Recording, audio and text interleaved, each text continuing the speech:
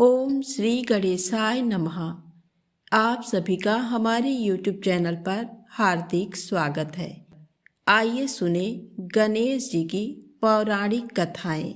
एक सेठ जी अपने परिवार के साथ रहते थे।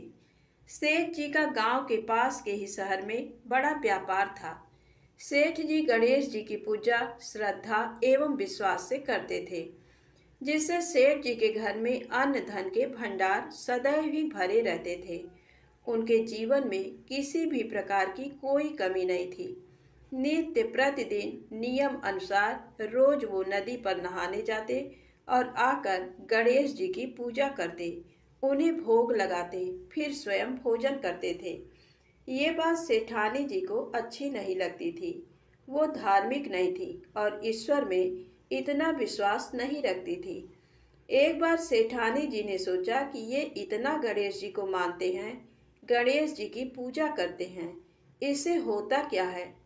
आज तो देखती हूँ वो कैसे गणेश जी की पूजा करते हैं।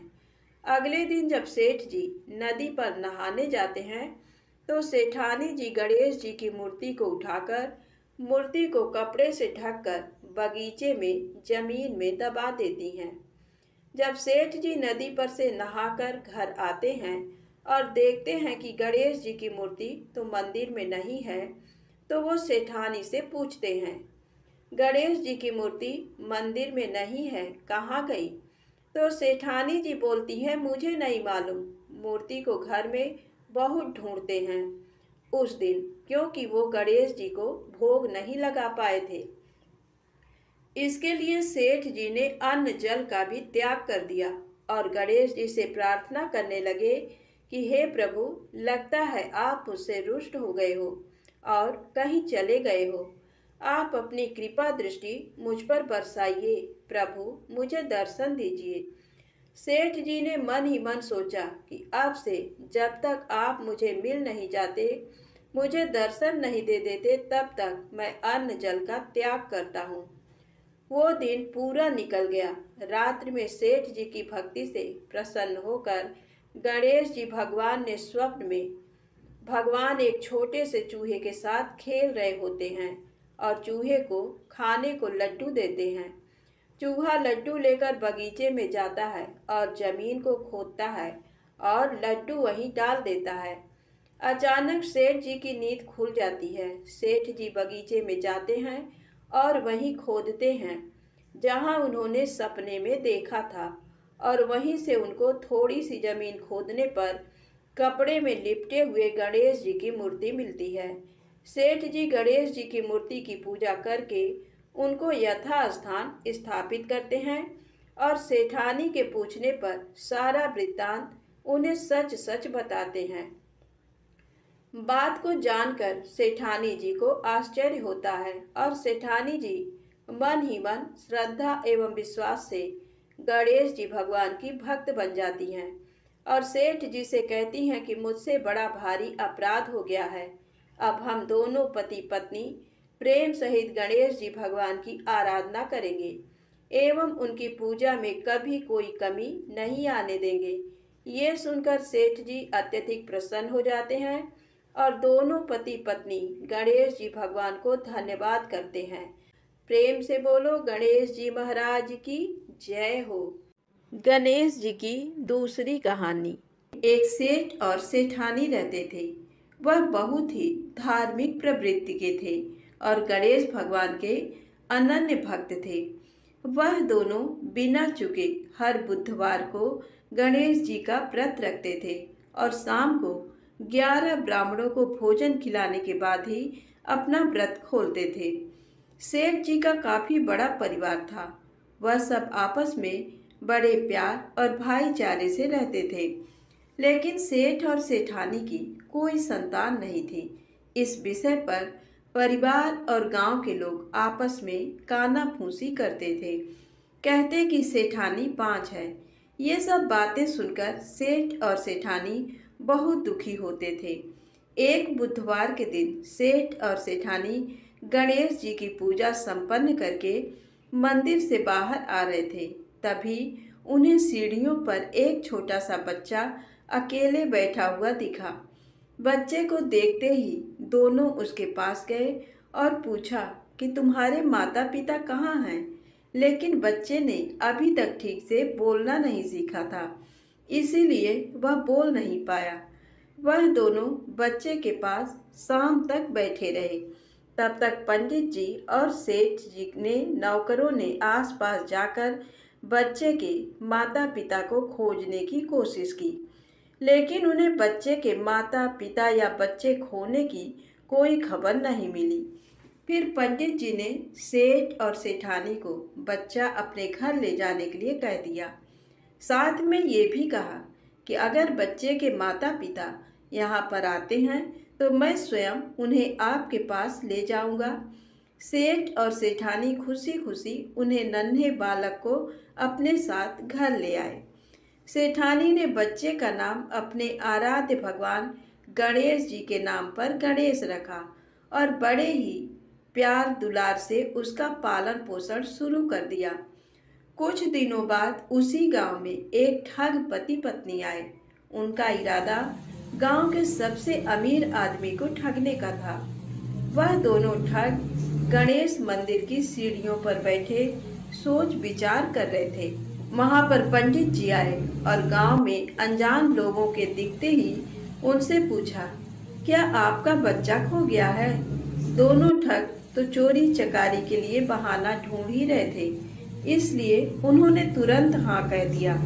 तब पंडित जी ने कहा, चिंता की कोई बात नहीं, आपका बच्चा एक सेठ जी के घर पर पल रहा है। पंडित जी उन दोनों को सेठ जी के घर पर ले गए। गणेश के माता पिता आए हैं ये खबर सुनकर सेठ और सेठानी बहुत दुखी हुए।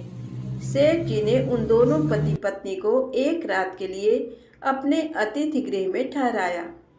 अब वह दोनों ठग सिर्फ मौके की फिराक में थे। उसी रात सभी लोग सो जाने के बाद वे ठग एक एक करके सभी कमरों की तलाशी लेने लगे। तलाशी लेते लेते वह दोनों तिजोरी वाले कमरे में पहुंच गए।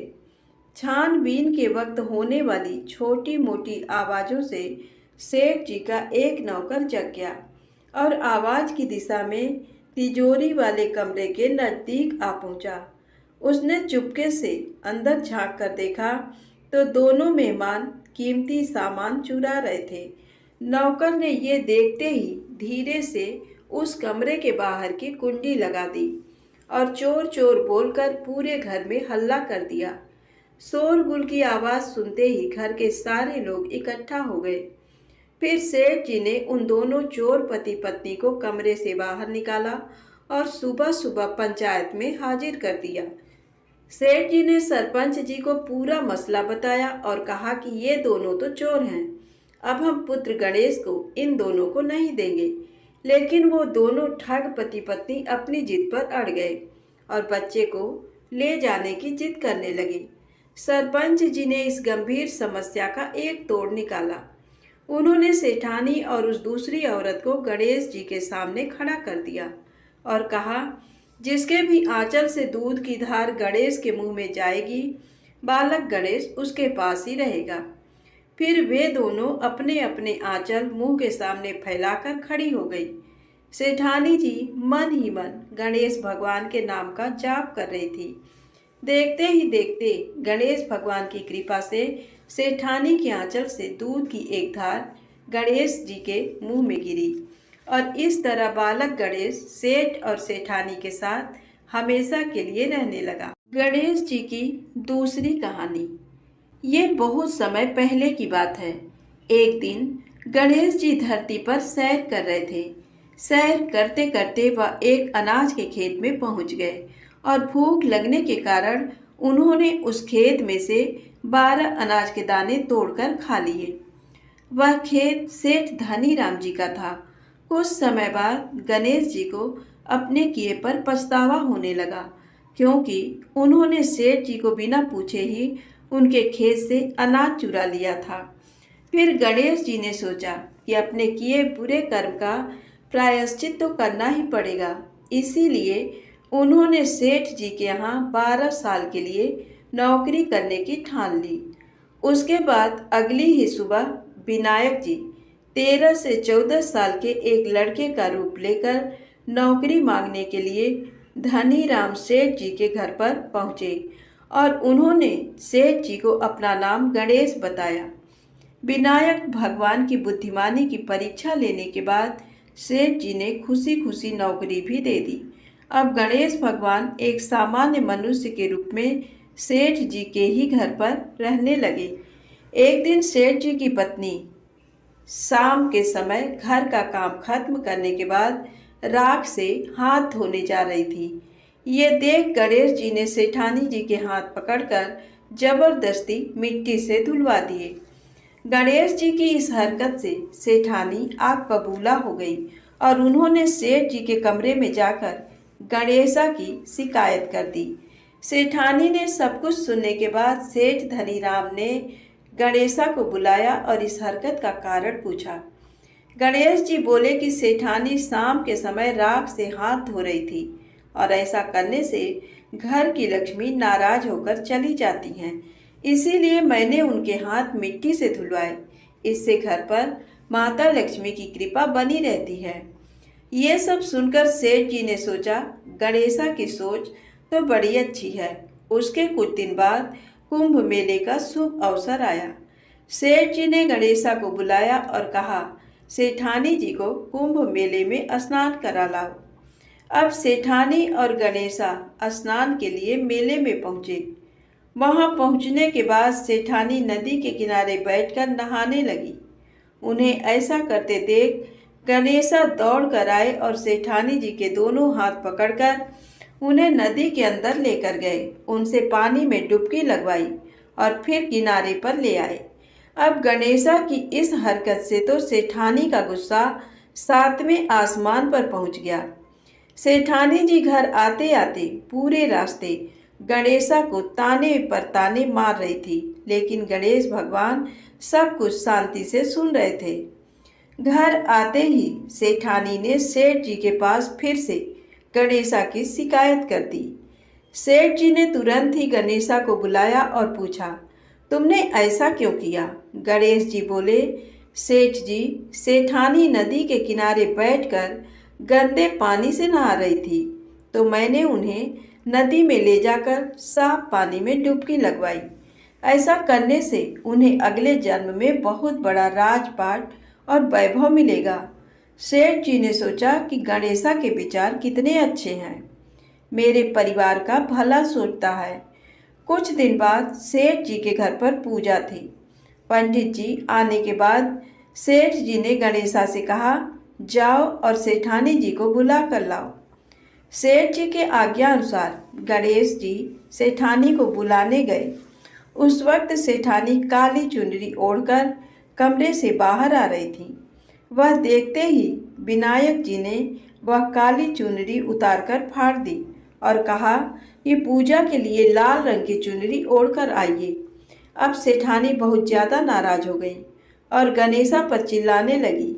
ये आवाज़ सुनकर सेठ जी वहाँ पर भागते हुए आए और पूछा कि क्या हुआ। तब सेठानी बोली, गणेशा ने मेरी चुनरी फाड़ दी। फिर सेठ जी ने भी गणेशा को बहुत डांटा। जवाब में गणेश जी ने कहा कि सेठ जी पूजा में कभी काला वस्त्र नहीं पहनते, इससे शुभ काम सफल नहीं होते, इसीलिए मैंने ऐसा किया। सेठ जी ने सोचा कि गणेश है तो बहुत ही समझदार। इसी तरह लीला रचाते हुए उसी घर में गणेश जी के 12 साल बीत गए। फिर एक दिन सेठ जी ने नया कारोबार शुरू करने से पहले घर में पूजा रखी थी। पूजा करते करते उनको याद आया कि पूजा की सामग्री में गणेश भगवान की मूर्ति तो है ही नहीं। तब उन्होंने अपने नौकर गणेशा को पूजा घर से भगवान विनायक जी की मूर्ति लाने के लिए कहा। गणेशा बोला कि मुझे ही मूर्ति समझकर पूजा में विराजमान कर लो, आपके सारे शुभ काम सफल हो जाएंगे। ये बात सुनकर सेठ जी गुस्सा हो गए और बोले, गणेशा, तुम अब तक सेठानी से मजाक करते थे, अब मुझसे भी करने लगे हो। उत्तर में गणेश जी ने मुस्कुराते हुए कहा, नहीं सेठ जी, मैं मजाक नहीं कर रहा, मैं सत्य वचन कह रहा हूँ। इतना कहने के बाद नौकर गणेश ने अपना असली भगवान स्वरूप धारण कर लिया। साक्षात गणेश भगवान को सामने देखते ही सेठ और सेठानी उनके चरणों में लीन हो गए और उन्होंने अपनी पूजा संपन्न कर ली। उसके पश्चात गणेश जी देखते ही देखते अंतर ध्यान हो गए। बाद में सेठ और सेठानी को बहुत पछतावा होने लगा कि स्वयं भगवान हमारे घर नौकरी कर रहे थे और हमने उनके साथ कितना बुरा व्यवहार किया, उनसे बहुत सारा काम कराया। ये सोच सोचकर दोनों दुखी होने लगे। फिर उसी रात सेठ और सेठानी के सपने में गणेश भगवान प्रकट हुए और उन्हें समझाया कि मैंने 12 साल पहले तुम्हारे खेत से 12 अनाज के दाने बिना पूछे तोड़ लिए थे और उसी कर्म का दोष दूर करने के लिए मैं 12 साल से तुम्हारे घर नौकरी कर रहा था। धनीराम सेठ जी के जीवन की काया पलट हो गई। हे गणेश जी, जैसी माया आपने धनीराम सेठ जी पर की, वैसी ही माया इस कहानी को पढ़ने वाले और सुनने वाले हर एक व्यक्ति पर करना। कथा अधूरी हो तो इसे पूरी करना और अगर हमसे कोई गलती हो गई हो तो उसे क्षमा करना। प्रेम से बोले गणेश जी महाराज की जय हो। आप आइए सुने मनोकामना पूर्ण करने वाली बड़ी ही दुर्लभ कथा। इस कथा को श्रद्धा और भक्ति से पूरा अवश्य सुनिएगा। प्रेम से बोले गणेश जी महाराज की जय हो। पूर्व काल की बात है। तुंगभद्रा नदी के तट पर एक उत्तम नगर बसा हुआ था। वहाँ सभी लोग अपने अपने धर्मों का पालन करते और सत्य एवं सत्कर्म में लगे रहते थे। उस नगर में आत्मदेव नामक एक ब्राह्मण रहता था, जो समस्त वेदों का विशेषज्ञ और श्रौत स्मार्त कर्मों में निष्णात था। वह ब्राह्मण द्वितीय सूर्य की भांति तेजस्वी जान पड़ता था। यद्यपि वह भिक्षा से ही जीवन निर्वाह करता था, तो भी लोक में धनवान समझा जाता था। उसकी स्त्री का नाम धुंधली था। वह सुंदरी तो थी ही, अच्छे कुल में भी उत्पन्न हुई थी, फिर भी स्वभाव की बड़ी हठीली थी। सदा अपनी ही टेक रखती थी, हमेशा दूसरे लोगों की चर्चा किया करती थी। उसमें क्रूरता भी थी तथा वह प्रायः बहुत बकवाद किया करती थी, परंतु घर का कामकाज करने में बड़ी बहादुर थी। कंजूस भी कम नहीं थी। कलह का तो उसे व्यसन सा हो गया था। ये दोनों पति पत्नी बड़े प्रेम से रहते थे, फिर भी उन्हें कोई संतान नहीं थी। इस कारण धन, भोग सामग्री तथा घर आदि कोई भी वस्तु उन्हें सुखद नहीं जान पड़ती थी।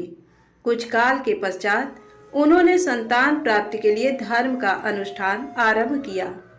वे दीनों को सदा गौ, भूमि, सुअर और वस्त्र आदि दान करने लगे।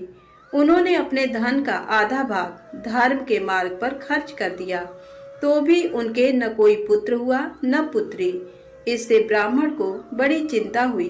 वह आकुल हो उठा और एक दिन अत्यंत दुख के कारण घर छोड़कर वन में चला गया। वहां दोपहर के समय उसे प्यास लगी, इसलिए वह एक पोखरे के किनारे गया और वहां जल पीकर बैठा रहा। संतानहीनता के दुख से उसका सारा शरीर सूख गया था। उसके बैठने के 2 ही घड़ी बाद एक सन्यासी वहां आए। उन्होंने भी पोखरे में जल पिया। ब्राह्मण ने देखा वे जल पी चुके हैं, तो वह उनके पास गया और चरणों में मस्तक झुकाकर जोर जोर से सांस लेता हुआ सामने खड़ा हो गया। सन्यासी ने पूछा, ब्राह्मण तुम रोते क्यों हो? तुम्हें क्या भारी चिंता सता रही है? तुम शीघ्र ही मुझसे अपने दुख का कारण बताओ। ब्राह्मण ने कहा, मुने मैं अपना दुख क्या कहूँ? ये सब मेरे पूर्व पापों का संचित फल है। मेरे कोई संतान नहीं है, इससे मेरे पितर भी दुखी हैं। वे मेरे पूर्वज मेरी दी हुई जलांजलि को जब पीने लगते हैं, उस समय वह उनकी चिंता जनित सांसों से कुछ गर्म हो जाती है। देवता और ब्राह्मण भी मेरी दी हुई वस्तु को प्रसन्नता पूर्वक नहीं लेते। संतान के दुख से मेरा संसार सूना हो गया है, अतः अब मैं यहाँ प्राण त्यागने के लिए आया हूँ। संतानहीन पुरुष का जीवन धिक्कार के योग्य है। जिस घर में कोई संतान, कोई बाल बच्चे ना हो, वह घर भी धिक्कार देने योग्य है। निसंतान पुरुष के धन को भी धिक्कार है तथा संतानहीन कुल भी धिक्कार के ही योग्य है। मैं अपने दुर्भाग्य को कहाँ तक बताऊं? जिस गाय को पालता हूँ वह भी सर्वथा बंध्या हो जाती है। मैं जिसको रोपता हूँ उस वृक्ष में भी फल नहीं लगते। इतना ही नहीं, मेरे घर में बाहर से जो फल आता है वह भी शीघ्र ही सूख जाता है। जब मैं ऐसा अभागा और संतानहीन हूँ तो इस जीवन को रखने से क्या लाभ है? ऐसा कहकर वह ब्राह्मण दुख से व्यथित हो उठा और उन सन्यासी बाबा के पास फूट फूट कर रोने लगा। सन्यासी के हृदय में बड़ी करुणा भर आई। वे योगी भी थे। उन्होंने ब्राह्मण के ललाट में लिखे हुए विधाता के अक्षरों को पढ़ा और सब कुछ जानकर विस्तार पूर्वक कहना आरंभ किया। सन्यासी ने कहा, ब्राह्मण सुनो, मैंने इस समय तुम्हारा प्रारब्ध देखा है। उससे जान पड़ता है कि 7 जन्मों तक तुम्हारे कोई संतान किसी प्रकार नहीं हो सकती।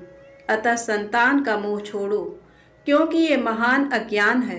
देखो, कर्म की गति बड़ी प्रबल है, अतः विवेक का आश्रय लेकर संसार की वासना त्याग दो। पूर्व काल में संतान के ही कारण राजा सगर और अंग को दुख भोगना पड़ा था। इसलिए अब तुम कुटुंब की आशा छोड़ दो। त्याग में ही सब प्रकार का सुख है। ब्राह्मण बोले, बाबा विवेक से क्या होगा?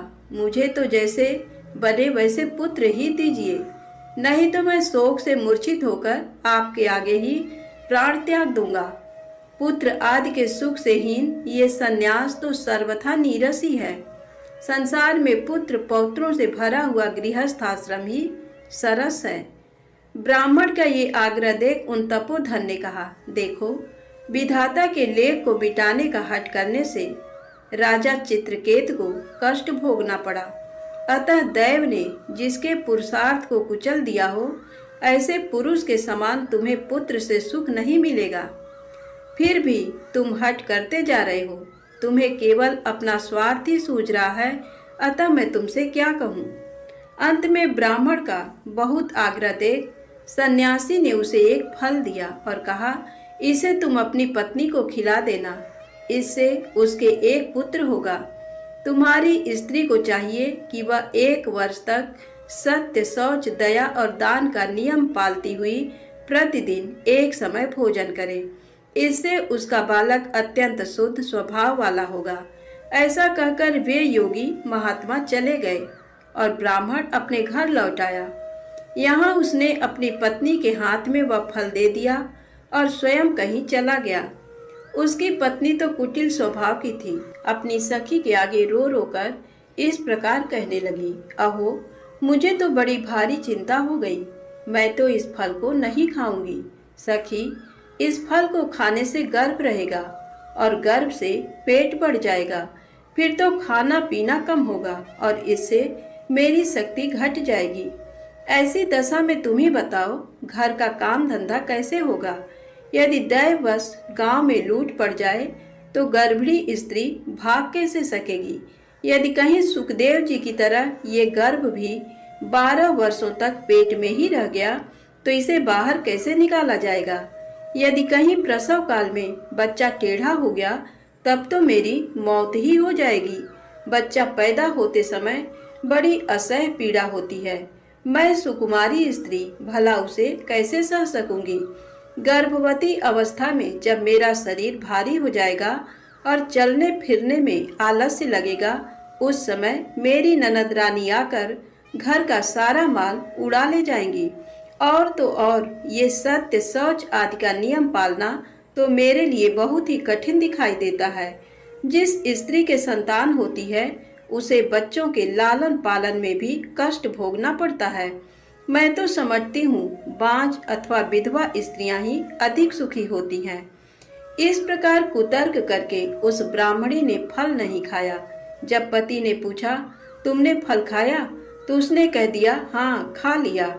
एक दिन उसकी बहन अपने आप ही उसके घर आई। धुंधली ने उसके आगे अपना सारा वृत्तांत सुनाकर कहा, बहन, मुझे इस बात की बड़ी चिंता है कि संतान न होने पर मैं पति को क्या उत्तर दूंगी। इस दुख के कारण मैं दिनों दिन दुबली हुई जा रही हूँ। बताओ मैं क्या करूँ। तब उसने कहा, दीदी मेरे पेट में बच्चा है, प्रसव होने पर वह बालक मैं तुमको दे दूंगी। तब तक तुम गर्भवती स्त्री के भांति घर में छिपकर मौज से रहो। तुम मेरे पति को धन दे देना, इससे वे अपना बालक तुम्हें दे देंगे तथा लोगों में इस बात का प्रचार कर देंगे कि मेरा बच्चा 6 महीने का होकर मर गया।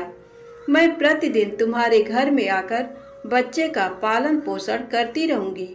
तुम इस समय परीक्षा लेने के लिए ये फल गौ माता को खिला दो। तब उस ब्राह्मणी ने स्त्री स्वभाव के कारण वह सब कुछ वैसे ही किया। तदनंतर समय आने पर उसकी बहन को बच्चा पैदा हुआ। बच्चे के पिता ने बालक को लाकर एकांत में धुंधली को दे दिया। उसने अपने स्वामी को सूचना दे दी कि मेरे बच्चा पैदा हो गया और कोई कष्ट नहीं हुआ। आत्मदेव के पुत्र होने से लोगों को बड़ी प्रसन्नता हुई। ब्राह्मण ने बालक का जात कर्म संस्कार करके ब्राह्मणों को दान दिया। उसके दरवाजे पर गाना बजाना आदि नाना प्रकार का मांगलिक उत्सव होने लगा।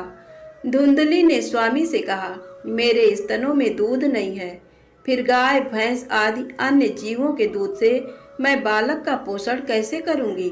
मेरी बहन को भी बच्चा हुआ था किंतु वह मर गया, अतः अब उसी को बुलाकर घर में रखिए, वही आपके बालक का पालन पोषण करेगी।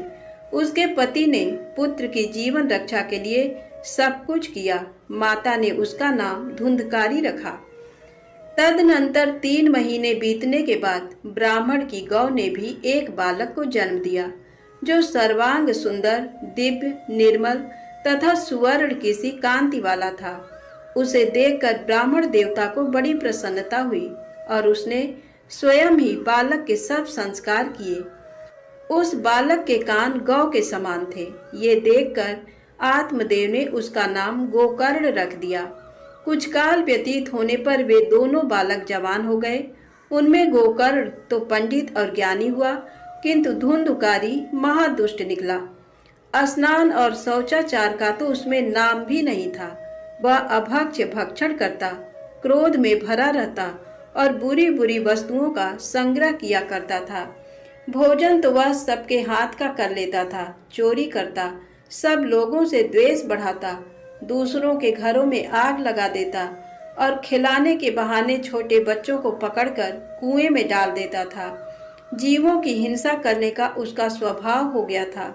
वह हमेशा हथियार लिए रहता और दीन दुखियों तथा अंधों को कष्ट पहुंचाया करता था। चांडालों के साथ उसने खूब मेल बढ़ा लिया था। वह प्रतिदिन हाथ में फंदा लिए कुत्तों की टोली के साथ शिकार की टोह में घूमता रहता था। उसने बेश्या के कुसंग में पड़कर पिता का सारा धन बर्बाद कर दिया। एक दिन तो माता पिता को खूब पीटकर वह घर के सारे बर्तन भांडे उठा ले गया। इस प्रकार धनहीन हो जाने के कारण बेचारा बाप फूट फूट कर रोने लगा। वह बोला, इस प्रकार पुत्रवान बनने से तो अपुत्र रहना ही अच्छा है।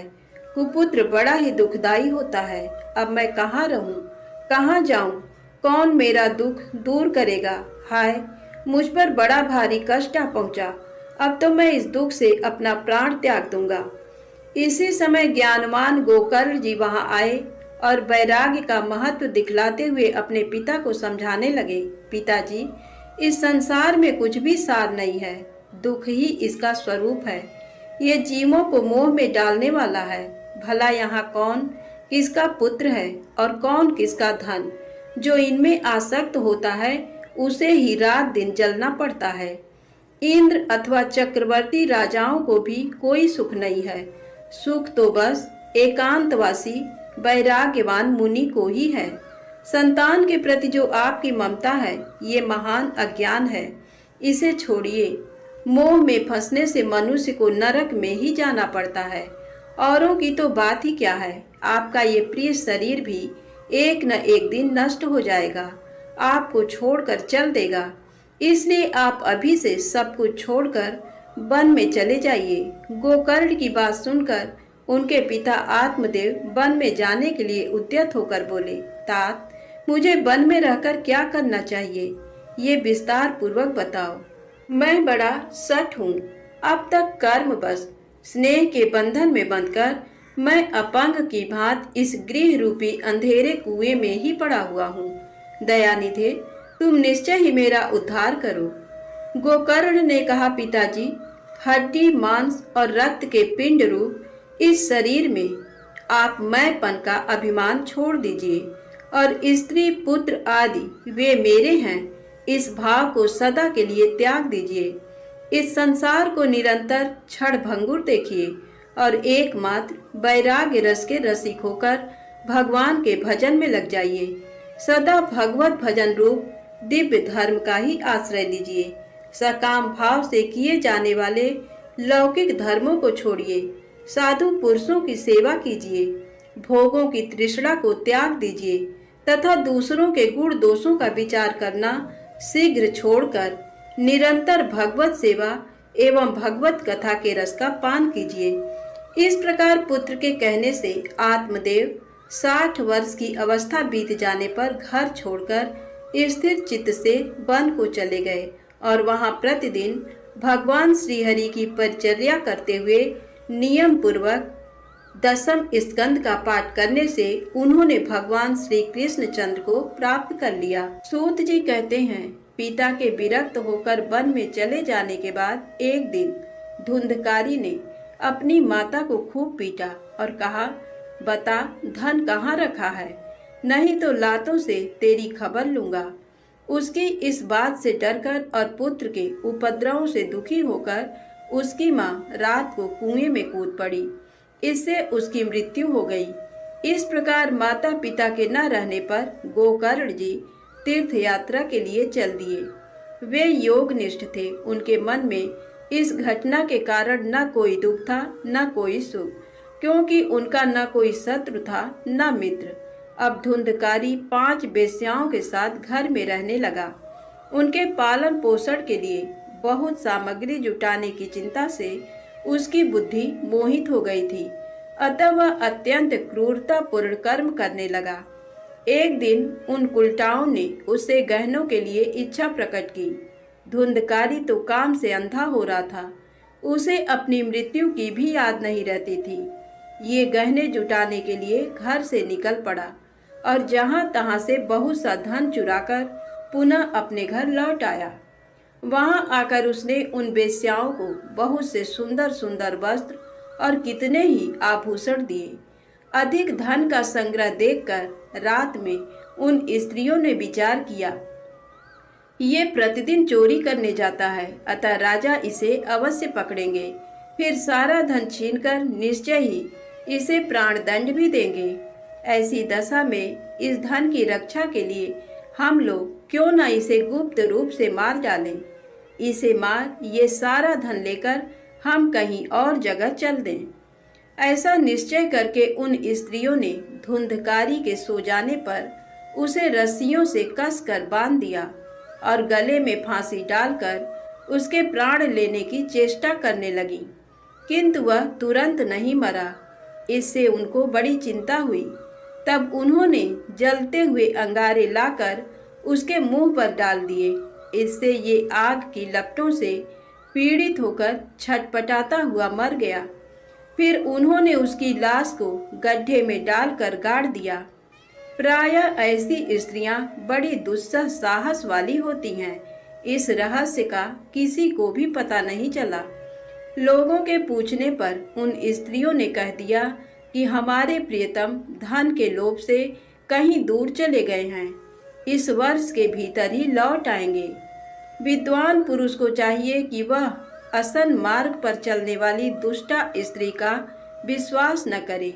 जो मूर्ख इनका विश्वास करता है उसे अवश्य ही संकटों का सामना करना पड़ता है। इनकी वाणी तो अमृत के समान कामियों के हृदय में रस का संचार करती हैं, किंतु हृदय में रेत की धार के समान तीखा होता है। भला इन स्त्रियों का कौन प्रिय है। अनेक पतियों से सहवास करने वाली वे कुलटाएं धुंधकारी का सारा धन लेकर चंपत हो गई और धुंधकारी अपने कुकर्म के कारण बहुत बड़ा प्रेत हुआ। वह बवंडर का रूप धारण करके सदा दसों दिशाओं में दौड़ता फिरता था और शीत घाम का क्लेश सहता तथा भूख प्यास से पीड़ित होता हुआ हा देव की बारंबार पुकार लगाता रहता था, किंतु कहीं भी उसे शरण नहीं मिलती थी। कुछ काल के पश्चात गोकर्ण को भी लोगों के मुंह से धुंधकारी के मरने का हाल मालूम हुआ। तब उसे अनाथ समझकर उन्होंने उसके लिए गया जी में श्राद्ध किया और तब से जिस तीर्थ में भी वे चले जाते वहां उसका श्राद्ध अवश्य करते थे। इस प्रकार तीर्थों में भ्रमण करते हुए गोकर्ण जी एक दिन अपने गांव में आए और रात्रि के समय दूसरों की दृष्टि से बचकर वे अपने घर के आंगन में सोने के लिए गए। अपने भाई गोकर्ण को वहां सोया देख धुंधकारी ने आधी रात के समय उन्हें अपना महाभयंकर रूप दिखाया। वह कभी भेड़ा, कभी हाथी, कभी भैंसा, कभी इंद्र और कभी अग्नि का रूप धारण करता था। अंत में पुनः मनुष्य के रूप में प्रकट हुआ। गोकर्ण जी बड़े धैर्यवान महात्मा थे। उन्होंने उसकी विपरीत अवस्थाएं देखकर जान लिया कि ये कोई दुर्गति में पड़ा हुआ जीव है। तब उन्होंने पूछा, अरे भाई, तू कौन है? रात्रि के समय अत्यंत भयानक रूप में क्यों प्रकट हुआ है? तेरी ऐसी दशा क्यों हुई है? हमें बता तो सही। तू प्रेत है या पिशाच है अथवा कोई राक्षस है? उनके ऐसा पूछने पर वह बारंबार उच्च स्वर से रोदन करने लगा। उसमें बोलने की शक्ति नहीं थी, इसलिए केवल संकेत मात्र किया। तब गोकर्ण जी ने अंजलि में जल ले उसे अभिमंत्रित करके धुंधकारी के ऊपर छिड़क दिया। उस जल से सींचने पर उसका पाप ताप कुछ कम हुआ। तब वह इस प्रकार कहने लगा, भैया, मैं तुम्हारा भाई धुंधकारी हूँ। मैंने अपने ही दोष से अपने ब्राह्मणत्व का नाश किया है। मैं महान अंधकार में चक्कर लगा रहा था। मेरे पाप कर्मों की कोई गिनती नहीं है। मैंने बहुत लोगों की हिंसा की थी, अतः मैं भी स्त्रियों द्वारा तड़पा तड़पा कर मारा गया। इसी से मैं प्रेत योनि में पड़कर दुर्दशा भोग रहा हूँ। अब दैवाधीन कर्म फल का उदय हुआ है, इसलिए मैं वायु पीकर जीवन धारण करता हूँ। मेरे भाई, तुम दया के समुद्र हो। अब किसी प्रकार जल्दी ही मेरा उद्धार करो। धुंधकारी की बात सुनकर गोकर्ण बोले, भाई, ये तो बड़े आश्चर्य की बात है। मैंने तो तुम्हारे लिए गया जी में विधि पूर्वक पिंडदान किया है, फिर तुम्हारी मुक्ति कैसे नहीं हुई? यदि गया श्राद्ध से भी मुक्ति न हो तो यहाँ दूसरा तो कोई उपाय ही नहीं है। प्रेत, इस समय मुझे क्या करना चाहिए, ये तुम ही विस्तार पूर्वक बताओ। प्रेत ने कहा, भाई, सैकड़ों गया श्राद्ध करने से भी मेरी मुक्ति नहीं होगी। इसके लिए अब तुम और ही कोई उपाय सोचो। प्रेत की ये बात सुनकर गोकर्ण को बड़ा विस्मय हुआ। वे कहने लगे, यदि सैकड़ों गया श्राद्ध से तुम्हारी मुक्ति नहीं होगी तब तो तुम्हें इस प्रेत योनि से छुड़ाना असंभव ही है। अच्छा, इस समय तो तुम अपने स्थान पर ही निर्भय होकर रहो। तुम्हारी मुक्ति के लिए कोई दूसरा उपाय सोचकर उसी को काम में लाऊंगा। गोकर्ण की आज्ञा पाकर धुंधकारी अपने स्थान पर चला गया। इधर गोकर्ण जी रात भर सोचते विचारते रहे, किंतु उसके उद्धार का कोई भी उपाय उन्हें नहीं सूझा। सवेरा होने पर उन्हें आया देख गांव के लोग बड़े प्रेम के साथ उनसे मिलने के लिए आए। तब गोकर्ण ने रात में जो घटना घटित हुई थी वह सब उन्हें कह सुनाई। उनमें जो लोग विद्वान, योगनिष्ठ, ज्ञानी और ब्रह्मवादी थे, उन्होंने शास्त्र ग्रंथों को उलट पुलट कर देखा, किंतु उन्हें धुंधकारी के उद्धार का कोई उपाय नहीं दिखाई दिया। तब सब लोगों ने मिलकर यही निश्चय किया कि भगवान सूर्य नारायण उसकी मुक्ति के लिए जो उपाय बताएं वही करना चाहिए। ये सुनकर गोकर्ण ने भगवान सूर्य की ओर देखकर कहा, भगवान, आप सारे जगत के साक्षी हैं, आपको नमस्कार है। आप मुझे धुंधकारी की मुक्ति का साधन बताइए। ये सुनकर सूर्यदेव ने स्पष्ट वाणी में कहा, श्रीमद् भागवत से मुक्ति हो सकती है। तुम उसका सप्ताह पारायण करो। भगवान सूर्य का ये ध्वनि रूप वचन वहां सब लोगों ने सुना और सबने यही कहा, ये तो बहुत सरल साधना है, इसको यत्न पूर्वक करना चाहिए। गोकर्ण जी भी ऐसा ही निश्चय करके कथा बांचने को तैयार हो गए। उस समय वहां कथा सुनने के लिए आसपास के स्थानों और गांवों से लोग एकत्रित होने लगे। अपंग, अंधे, बूढ़े और मंदभागी पुरुष भी अपने पापों का नाश करने के लिए वहां आ पहुंचे। इस प्रकार यहाँ बहुत बड़ा समाज जुट गया, जो देवताओं को भी आश्चर्य में डालने वाला था। जिस समय गोकर्ण जी व्यास गद्दी पर बैठकर कथा बांचने लगे, उस समय वह प्रेत भी वहां आया और इधर उधर बैठने के लिए स्थान ढूंढने लगा। इतने में ही उसकी दृष्टि एक 7 गांठ वाले ऊंचे बांस पर पड़ी। उसी के नीचे वाले छेद में घुसकर वह कथा सुनने के लिए बैठा। वायु रूप होने के कारण वह बाहर कहीं बैठ नहीं सकता था, इसलिए बांस में ही घुस गया था। गोकर्ण जी ने एक वैष्णव ब्राह्मण को प्रधान श्रोता बनाकर पहले स्कंद से ही स्पष्ट वाणी में कथा सुनानी आरंभ की। सायंकाल में जब कथा समाप्त होने लगी, तब एक विचित्र घटना घटित हुई। सब श्रोताओं के देखते देखते तड़ तड़ शब्द करती हुई बांस की एक गांठ फट गई। दूसरे दिन शाम को दूसरी गांठ फटी और तीसरे दिन भी उसी समय तीसरी गांठ फट गई। इस प्रकार 7 दिनों में उस बांस की 7 गांठों को फोड़कर धुंधकारी ने 12 स्कंधों के श्रवण से निष्पाप हो प्रेत योनि का त्याग कर दिया और दिव्य रूप धारण करके वह सबके सामने प्रकट हो गया। उसका मेघ के समान श्याम वर्ण था, शरीर पर पीतांबर शोभा पा रहा था, गले में तुलसी की माला उसकी शोभा बढ़ा रही थी, मस्तक पर मुकुट और कानों में दिव्य कुंडल झलमला रहे थे। उसने तुरंत अपने भाई गोकर्ण को प्रणाम किया और कहा, भाई, तुमने कृपा करके मुझे प्रेत योनि के क्लेशों से मुक्त कर दिया। प्रेत योनि की पीड़ा नष्ट करने वाली ये श्रीमद् भागवत की कथा धन्य है तथा भगवान श्री कृष्ण के परम धाम की प्राप्ति कराने वाला इसका सप्ताह परायण भी धन्य है। सप्ताह कथा सुनने के लिए बैठ जाने पर सारे पाप कांपने लगते हैं। उन्हें इस बात की चिंता होती है कि अब ये कथा शीघ्र ही हम लोगों का अंत कर देगी। जैसे आग गीली, सूखी, छोटी और बड़ी सभी तरह की लकड़ियों को जला डालती है, उसी प्रकार ये सप्ताह श्रवण मन, वाणी और क्रिया द्वारा किए हुए इच्छा या अनिच्छा से होने वाले छोटे बड़े सभी तरह के पाप को भस्म कर देता है। धुंधकारी इस प्रकार की बातें कह ही रहा था कि उसे लेने के लिए आकाश से एक विमान उतरा। उसे चारों ओर मंडलाकार प्रकाश पुंज फैल रहा था। उसमें भगवान के बैकुंठवासी पार्षद विराजमान थे। धुंधकारी सब लोगों के देखते देखते उस विमान पर जा बैठा। उसमें आए हुए श्री विष्णु पार्षदों को देखकर गोकर्ण ने उनसे इस प्रकार पूछा, भगवान के परिकरों, यहाँ तो बहुत से शुद्ध अंतःकरण वाले मेरी कथा के श्रोता बैठे हुए हैं। आप लोग एक ही साथ इनके लिए भी विमान क्यों नहीं लाए? देखने में आता है सबने समान रूप से यहाँ कथा श्रवण किया है, फिर फल में क्यों इस प्रकार भेद हुआ, ये बताने की कृपा कीजिए। भगवान के पार्षद बोले, गोकर्ण जी, इनके कथा श्रवण में भेद होने से ही फल में भी भेद हुआ है। यद्यपि श्रवण सब लोगों ने ही किया है, किंतु इसके जैसा मनन किसी ने नहीं किया है, इसीलिए फल में भेद हुआ है।